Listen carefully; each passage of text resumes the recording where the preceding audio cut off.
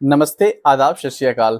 मैं हूं सुमित, आपका फाइनेंशियल दोस्त। और आज की इस डिस्कशन में हम बात करने जा रहे हैं म्यूचुअल फंड इंडस्ट्री के एक बहुत ही स्पेसिफिक क्लास के फंड के बारे में, जिसे लेमैन टर्म्स में थीमेटिक फंड या सेक्टोरल फंड्स भी कहा जाता है। तो जैसा कि इसके नाम से ही क्लियर है, यहाँ पे दो बहुत ही कॉमन टर्म आ रहा है, थीम या सेक्टर, मतलब थीमेटिक या सेक्टोरल। तो आखिर ये थीमेटिक फंड या सेक्टोरल फंड होता क्या है? तो चलिए इस डिस्कशन में हम इलाबरेट करके हम समझते हैं और कुछ एग्जाम्पल से देखेंगे कि बाकी के फंड्स और ये थीमेटिक फंड में डिफरेंस क्या होता है। तो थीमेटिक फंड एक बहुत ही स्पेसिफिक क्लास का फंड होता है, जहां पे हर तरीके के सेगमेंट्स के पोर्टफोलियो से फंड्स नहीं लिए जाते हैं। कि नॉर्मल म्यूचुअल फंड्स में क्या होता है, जो आपका इन्वेस्टमेंट जाता है ना, वो पूरे इंडस्ट्री, पूरे सेक्टर में डिवाइडेड होता है, डिस्ट्रीब्यूटेड होता है आपका पोर्टफोलियो। बट इस जगह पे क्या होता है कि अगर आपका पैसा इन्वेस्ट हो रहा है, तो वहां पे मेजर पार्ट बोले तो 100 रुपए में से आपका लगभग 80 रुपए से जो ज्यादा होता है ना, वो उस पर्टिकुलर सेक्टर में ही जाता है। अगर हम इंडिया में देखें कितने तरीके के सेक्टर्स हैं, तो यहाँ पे अगर लेमन में एग्जांपल में अगर मैं लेके आपको बताऊं, तो यहाँ पे 4-5 जो ऐसे सेक्टर हैं जो बहुत ही कॉमन है। जैसा कि आपका मैन्युफैक्चर हो गया, इनोवेशन हो गया, रियल एस्टेट हो गया, ट्रांसपोर्ट हो गया, फार्मा हो गया। तो अगर कोई भी कंपनी एक थीमेटिक फंड बनाती है, सपोज कर लो वो फार्मा बेस्ड है, तो उसके 80% से ज्यादा जो उसके पोर्टफोलियो में जो इक्विटीज का होल्डिंग्स होगा ना, वो फार्मा बेस्ड पोर्टफोलियो पे होगा।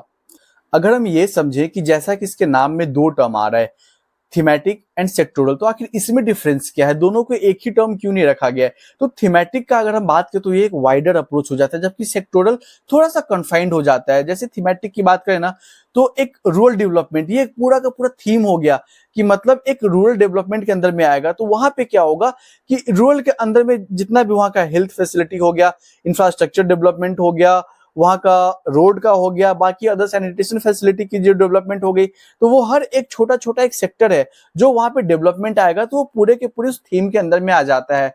तो यहाँ पे बेसिकली अगर आप थीमेटिक ऐसे बात करो, तो सेक्टर्स उसके अंदर में ही आ जाते हैं। तो ये डिपेंड करता है कि पोर्टफोलियो आपका किस बेसिस पे डिफाइंड है। बट मेजर अगर हम देखें सेक्टोरल फंड्स का भी अगर हम देखें, तो उसे एक थीमेटिक फंड्स के अंदर में ही कहा जाता है। यूजुअली ये थोड़ा सा डिफरेंट क्लास का फंड है, जहां पे रिस्क थोड़ा सा ज्यादा है, या फिर ऐसे कह लो कि इसे थोड़ा सा जिनका एक्सपर्टाइज ज्यादा है थोड़ा इन पर्टिकुलर चीजों को समझने के लिए, उनके लिए फंड ज्यादा अच्छा होगा। बशर्ते कि बाकी अगर हम हर किसी का समझे, तो ये फंड्स हर समय पे बहुत परफॉर्म नहीं करता है। जैसे एक छोटा सा एग्जांपल लेते हैं, कोविड के समय में जो भी थीमेटिक फंड थे जो फार्मा सेक्टर पे बेस्ड थे ना, उन्होंने बहुत अच्छा बूम किया। But at the same time बाकी समय, उससे पहले और उसके बाद में अगर हम देखें ना, तो थोड़ा सा वहां पे डिक्लाइन रहेगा। तो अगर आपके पोर्टफोलियो में आप थीमेटिक फंड या सेक्टोरल फंड्स को आप कंसीडर करना चाहते हो ना, तो आपको बहुत माइन्यूटली ऑब्जर्व करके चलना पड़ेगा कि आपके नेशन का उस समय कैसा अप्रोच है। कोई गवर्नमेंट आ रही है उस समय, उस पर्टिकुलर किस सेगमेंट में ज्यादा ध्यान दे रही है, डिफेंस में दे रही है, पब्लिक सेक्टर्स में दे रही है, इंफ्रास्ट्रक्चर डेवलपमेंट में दे रही है, हेल्थ डेवलपमेंट में दे रही है, किस पर्टिकुलर चीज पे गवर्नमेंट का फोकस है, या फिर जो आपके आसपास का जो भी आप फैसिलिटी कह लो, वहां पे क्या डेवलपमेंट ज्यादा चल रहा है, आपका उसी पर्टिकुलर फंड में ज्यादा जाएगा। सपोज कर लो अभी मैं किसी प्रोजेक्ट में काम कर रहा हूं, ठीक है, उस प्रोजेक्ट के अंदर आएगा तो सब कुछ, मुझे हॉस्टल भी बनाना है, मुझे अकोमोडेशन देना है, एकेडमिक्स देना है, फूडिंग देना है, हेल्थ फार्मा सब कुछ देना है। बट उस पर्टिकुलर टाइम फ्रेम में मैं किस चीजों पे ध्यान दे रहा हूं ना, मेरा क्या डेवलपमेंट चल रहा है, वो आपका ग्रोथ करेगा। तो जब भी आप इस तरीके के फंड में जाते हो, तो आपको बहुत सोच समझ के देख के फंड को ऑब्जर्व करके चलना पड़ेगा कि उस पर्टिकुलर टाइम पे क्या ग्रोथ चल रहा है और किस जगह पे आपका इन्वेस्ट करना चाहिए। तो चलिए एक छोटे से एग्जांपल से हम यहाँ पे समझते हैं कि आखिर ये जो पर्टिकुलर पोर्टफोलियो होता है, ये बाकी पोर्टफोलियो से डिफरेंस कैसे होता है और इसके इन्वेस्टमेंट कहाँ कहाँ पे जाते हैं, सो दैट कि आपको कैसे पता चलेगा कि कोई भी फंड जो है वो सेक्टोरल या थीमेटिक के अंदर में है कि नहीं है। तो इसी हम एक एग्जाम्पल से हम यहाँ पे समझते हैं।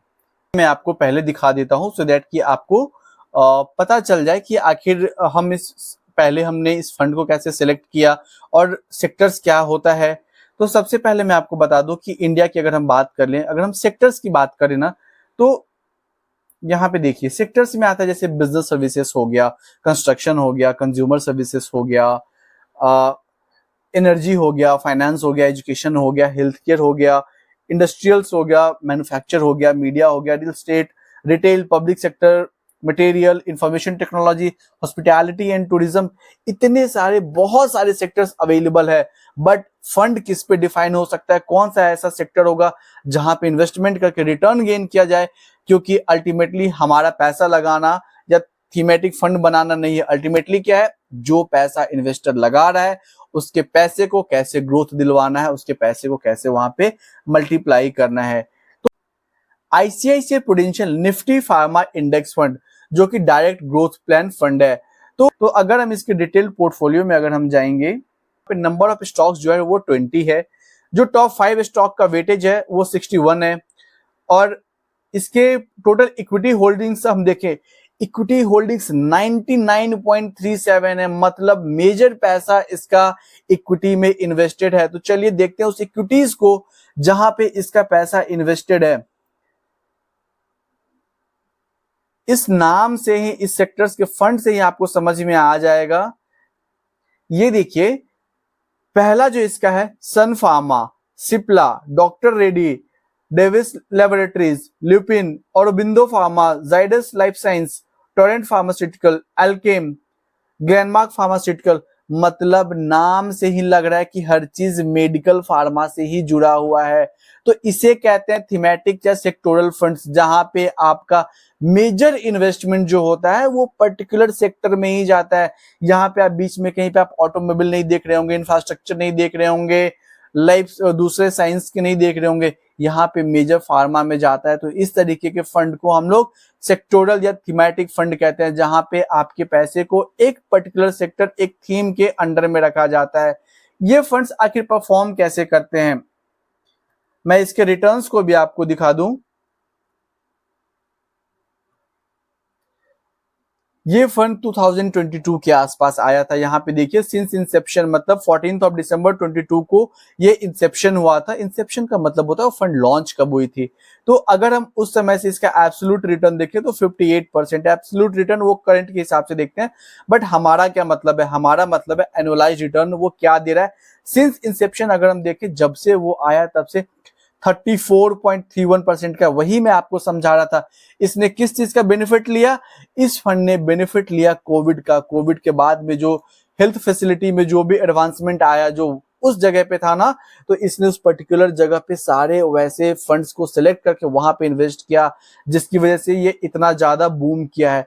अगर इसी में कुछ ये किसी भी दूसरे तरीके का फंड्स को अगर बीच में कुछ ऐड कर देता ना, तो यहाँ पे रिटर्न इतना ज्यादा नहीं होता। इसलिए मैंने बोला कि थीमेटिक फंड को समझ के करना, और उस टाइम फ्रेम में कहाँ पे फोकस्ड है आपके गवर्नमेंट का, उस पर्टिकुलर टाइम पे पॉलिटिकल सिचुएशन, या फिर आपका इंटरनेशनल रिलेशन में किस तरफ इन्वेस्टमेंट जा रहा है, वो समझना बहुत ही ज्यादा इंपॉर्टेंट है।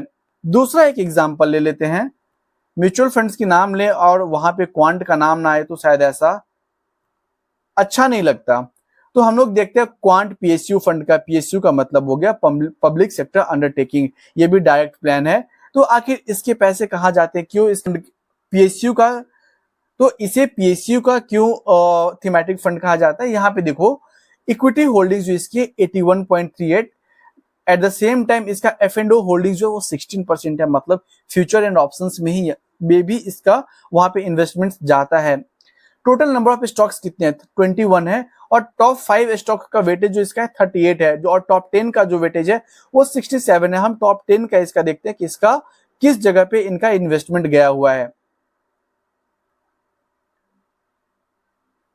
यहां पे देखिए, ये जो पीएसयू फंड है क्वांट का, इसमें आप देखेंगे तो ऊपर से रिलायंस इंडस्ट्रीज है, उसके बाद स्टेट बैंक ऑफ इंडिया है, फिर भारत अर्थ मूवर्स है, पीएनबी हाउसिंग है, container corporation of India, housing and urban development corporation, steel authority of India limited, Indian railway engineers India, HDFC bank limited. तो इस तरीके के पीएसयूज में इनका इन्वेस्टमेंट है, जहां पे मेजर 80% से जो ज्यादा इनका है वो ऐसे होल्डिंग्स में इनका वहां पे इन्वेस्टमेंट है। आई बिलीव इस डिस्कशन के थ्रू मैं आपको सेक्टोरल फंड्स या थीमेटिक फंड्स को एक्सप्लेन कर पाया हूं, जो कि आपको फ्यूचर में इन्वेस्टमेंट डिसीजन लेने में आपको हेल्प करेगा। मैं छोटे छोटे वीडियोस से हर एक इन्वेस्टमेंट ऑप्शन जो मार्केट में अवेलेबल है ना, उसके कॉन्सेप्ट आपके साथ शेयर करने की कोशिश करूंगा, ताकि आप कभी भी जब इन्वेस्टमेंट करने जाते हो ना, आप समझ सको कि आपके पैसे में क्या चार्जेस लगता है, वो किस जगह पे किस इक्विटी होल्डिंग्स में जा रही है, किस कंपनीज में इन्वेस्ट हो रहा है, ताकि अगर बहुत ज्यादा किसी का टेक्निकल एक्सपर्टाइज, टेक्निकल एक्यूमेंट नहीं भी है, तो भी वो अपने इन्वेस्टमेंट के पोर्टफोलियो को देख सके, समझ सके और सही डिसीजन ले सके, ताकि फ्यूचर में कभी भी उनका फाइनेंशियल प्लानिंग कभी भी हैम्पर ना हो। सो अगर आप नए हैं तो do like, share and subscribe this channel. Happy investing. जय हिंद।